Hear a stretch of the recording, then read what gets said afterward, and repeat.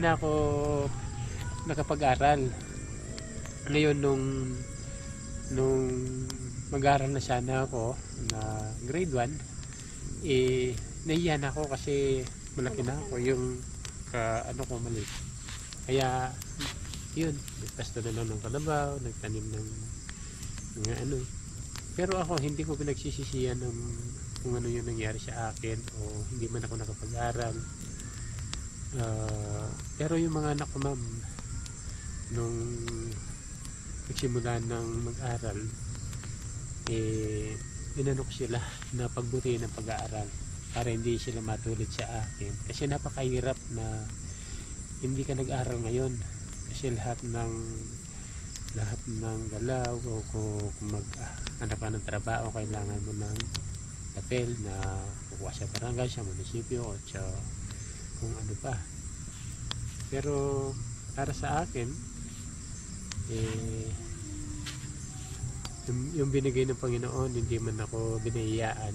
Binahiyaan naman ako ng lakas ng loob na gawin ang mga bagay na ito. Ako, ma'am, nung naging reader ako ng farmers, ako yung laging pag may naninira sa kalikasan, ako yung laging umaarang. Ayaw kong masira ang kalikasan.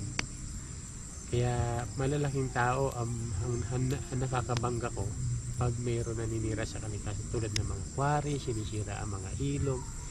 Kaya pag sinabing ilog, ang lumalabas na pangalan si Mansito yan, ang laging umaarang sa mga naninira sa ilog. Kaya ito, sinimulan kong makiusap sa mga kabarangay.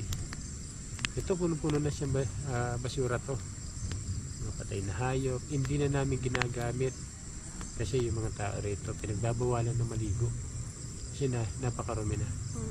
Pero ako naglakas sa loob ako hanggang sa tinawag akong siraulo, tinawag akong DNR, bakit pinagbabawalan na magtapon, hindi naman akin. Pero lahat tiniis ko na yun kasi yun nga, may pangarap ako.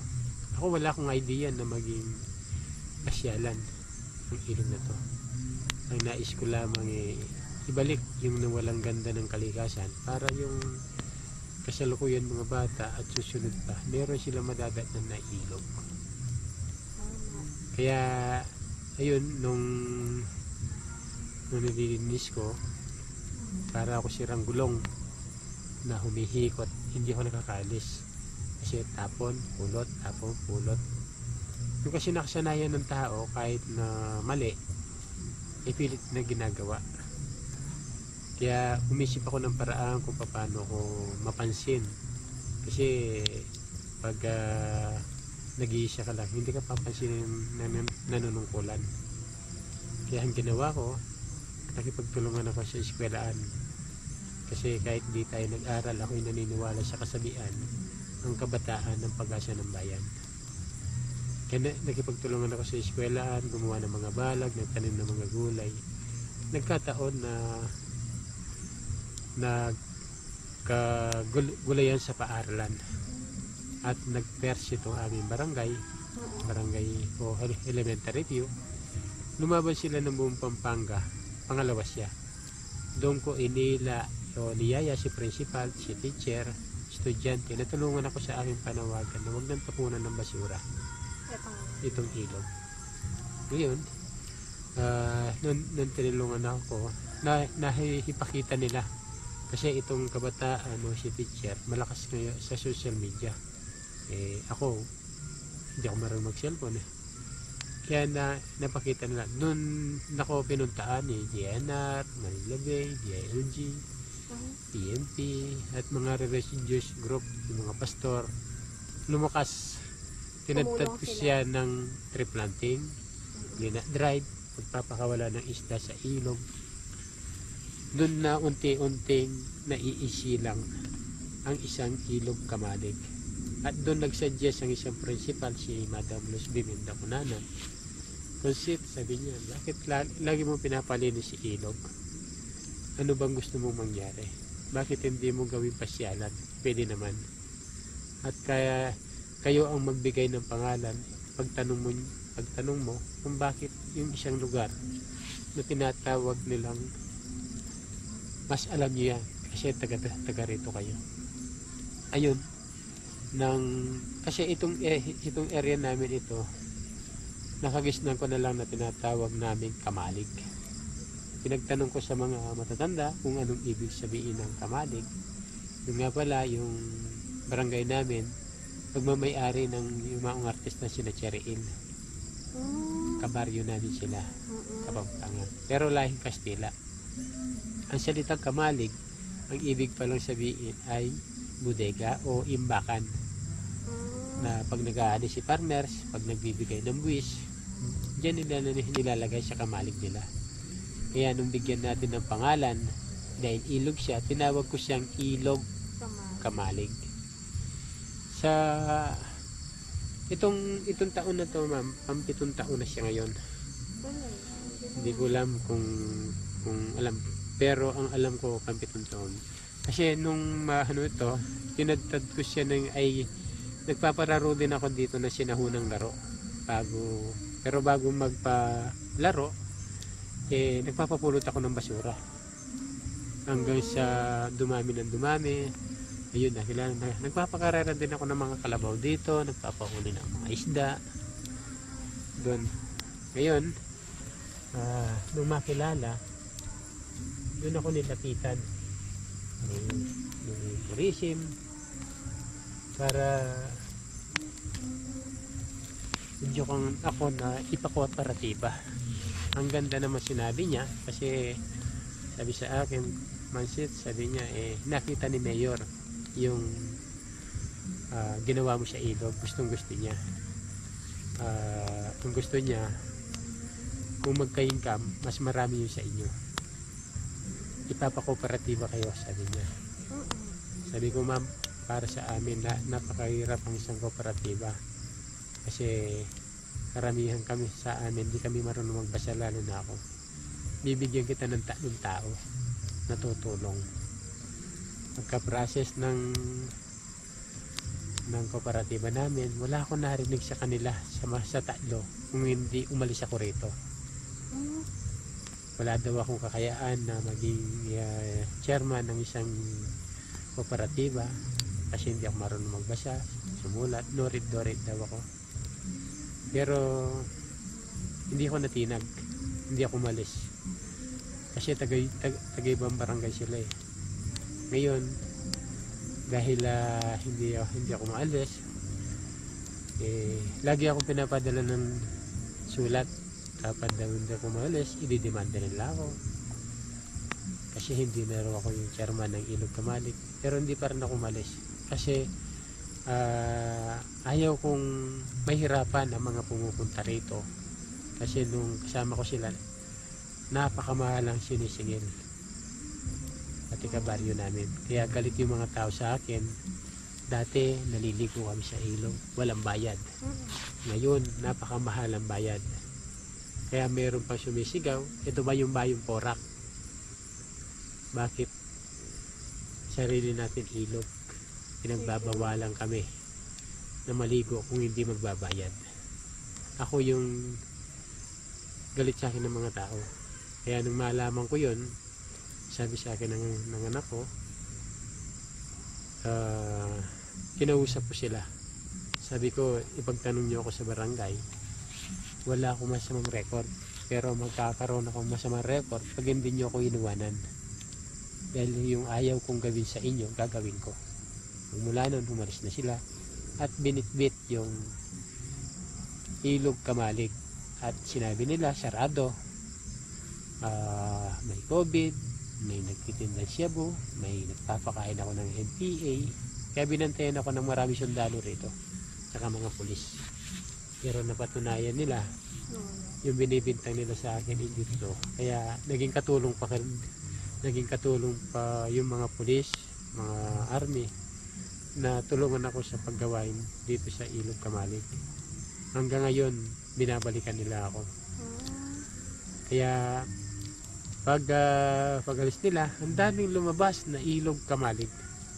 mayroon ilog Kamalig Baco mayroon ilog Kamalig Eco Park Manggaan, mayroon ilog Kamalig Tuturari Falls, mayroon ilog Kamalig Kampapasi, ang dami. Ginaya. Ngayon, mayroon ilog, pati yung ilog Kamalig Agriculture Cooperative, kinuha din nila. Kaya ngayon, nagpagawa ko ng panibagong page, yung ilog Kamalig, ang umahawak si Tita Malu. Yung kanila hindi na gumagalaw kasi lahat ng pumupunta dito sa ilog, sinabi man ilog Kampapasiyan, yan, dito sila pumupunta. At buti na lang, meron isang boy first time, bahay jeep, ay si James Sempaw, na bumangga sa hinarang nilang pintuan na sabi nila sarado. Bawat pumunta rito, binabanggit sa amin, kailan mo kayo nagbukas? Di ba sarado? Yun ang lagi nila sinasabi, sabi sarado doon sa page. Kasi dati ako yung contact number doon sa sa ilog Kamalig Agriculture. Kay Tita Malu na hinahawak. Ngayon dito, pansamantala habang hindi pa kami nagano ng munisipyo, ang hinihingi ko lang sana sa mga nanunungkulan, ipagarap kami. Ilang beses akong sumubok na dumaan kay kapitan, sa mga konsilor, hanggang kay mayor, hindi nila kami pinagarap. Ang daming plano pero hindi natuloy.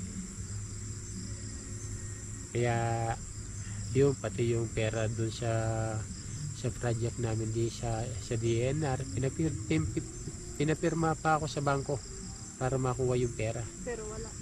Kinuha nila yung pera, hindi binayaran yung mga shielding namin. Kaya ang ginawa ng mga tao rito, pinatay na lang yung mga shielding. Dahil hindi daw naaalis sa kanila hanggang yung sama ng loob na binigay sa kanila habang nandyan yung mga punla. Kaya ang daming meron din tumulong sa akin na isang abogado pero nung kinausap ni Vice Mayor, tumigil. Ako, hindi naman ako masamahan loob sa kanila. Gusto ko lang putulin na sana wala nang matulad sa akin na lolokohin nila. Kaya dito sa ilog Kamalig, akala nila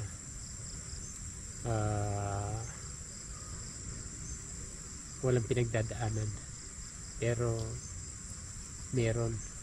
Pero yung mga pagsubok na yan ang gagamitin ko para siya nagpapatibay sa akin para lalo kong ituloy ang aking nasimulan. Gagawin ko ito hindi para sa akin, kundi para sa mga kabataan at susunod pang henerasyon. Itutuloy ko ang pag-aalaga sa ilog dahil yung dating basuraan napasyalan na, hindi lamang ang taga Bulacan hanggang Manila na. Kaya gagamitin ko na itong pagkakataon nito para yung mga kabataan na makakapanood ng video ito, sana magpursige sila na mag-aral para ang kasing karunungan na nanggaling sa eskwelahan, para sa akin yan ay tunay na kayamanan na hindi nila maaagaw ninuman.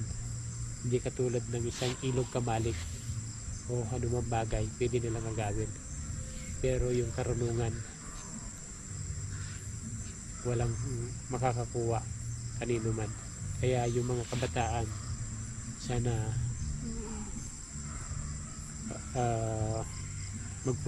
magpursige sila mag-aral dahil napakahirap ang hindi nag-aral. Lagi kang pinagsasamantalahan ng mga mapanlamang. Kaya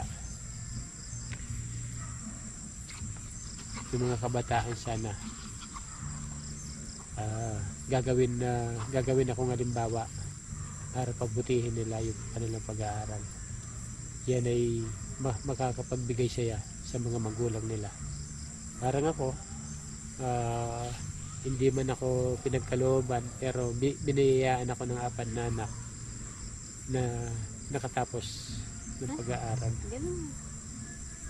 Alam niyo ba, ma'am, 4 ang aking anak, 2 babae, 2 lalaki. Yung panganay ko, yung kanina rito. Hindi ko naman po pinagyayabang, sinashare ko lang po yung binigay ng Panginoon dahil ako hindi ko kayang ibigay yung pinagkaloob sa kanila. Alam niyo ba yung panganay ko, naging scholar siya ni dating Vice President Noli de Castro. Na sa pinipili niya sa buong Pilipinas, napasama siya sa 10. Ang galing. Ngayon, Ano? naging number 1 pa po sa pinipili nila. Wow. Ngayon nagtatrabaho siya sa Sunlight Insurance. Sunlight. Sunlight. Ang galing ah. Accountant po siya at Okay. yung pong isa tatrabaho sa call center. Yung pangatlo naman po, accountant din siya. Tatrabaho na rin po. Yung pong bunso, architect naman. Wow. Kaya yung nung tinanong ko ang Panginoon, sabi ko sa kanya, Lord, ba hindi mo po ako biniyayaan kahit sakto lang makabasa, makasulat. Nung po binigay sa akin, Sobra pa. sobra. Yung nga lagi ko naririnig, lig, umaapaw pa. Kaya ako, hindi man ako nakakabasa, pero para sa akin, sobra din ang binigay. Kasi binigyan ako ng lakas ng loob para gawin ang mga bagay na ito. Kasi maraming nakapag-aral dito sa amin, pero walang sumubok sa ginawa ko. Kahit lagi akong kinukutya, pero para sa akin,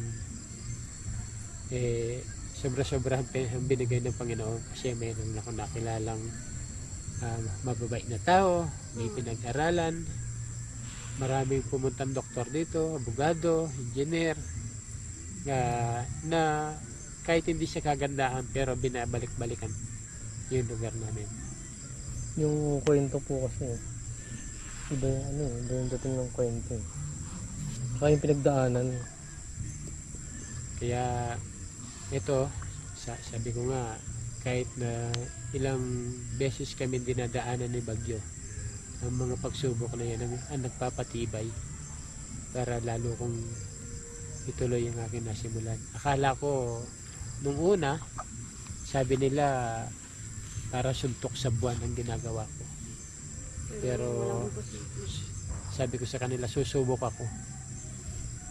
Kung hindi ako magsisimula, sino pa? Kaya ngayon, hindi ko maabot ang buwan, pero yung sikat ng buwan nandito na sa Ilog Kamalig. Marami nang pumapasyal. Kaya sana yung mga katulad ko na hindi nag-aral, huwag silang matakot. Sumubok sila. At kung mayroon man pagsubok o kung man nadadapa sila, huwag silang mananatili siya nakadapa. Kailangan tumayo at ituloy ang nasimulan. Kaya dito sa ilog na to, kahit paulit-ulit ito madapa, hindi ako magsasawang tatayo at magsisimula ulit. Galing.